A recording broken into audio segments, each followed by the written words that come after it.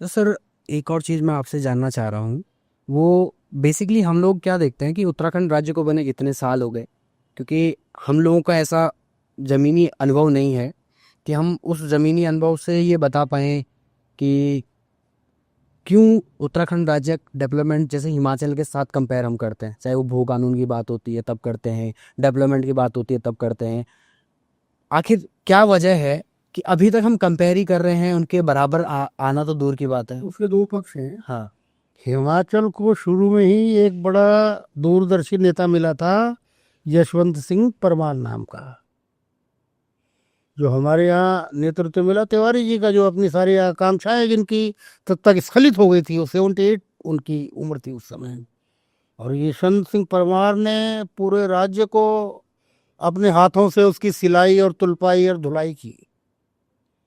और हिमाचल के मॉडल को देख के भी ज़्यादा मुग्ध होने की जरूरत नहीं है।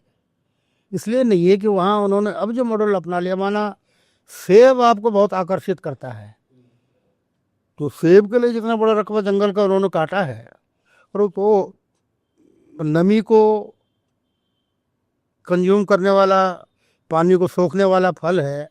और एक ऐसी कच्ची फसल है कि 4 दिन सड़कें टूट जाए तो सारा सेब आपका वहीं सड़ जाएगा।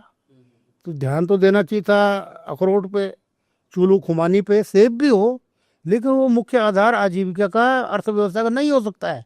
और हिमाचल में उसके दुष्परिणाम आना शुरू हो गए हैं। जो टूरिज्म के सन्निपात को लेके उन्होंने जगह जगह सड़कें खोदी, ब्लास्ट किए, तो सबसे ज़्यादा प्राकृतिक आपदाएं अब हिमाचल में आ रही हैं। और वहाँ की जो जमीन बची हुई है वो इस कारण बची है कि जो मैंने आपसे कहा शुरू में, कि वहाँ यशवंत सिंह परमार नाम का मुख्यमंत्री पहला हुआ जिसने ऐसा कानून बनाया कि आप बाहर के किसी व्यक्ति को अपनी जमीन नहीं बेच सकते। इसलिए वो जो है जैसे हैं, कम से कम उनके पास अपनी जमीनें विद्यमान हैं।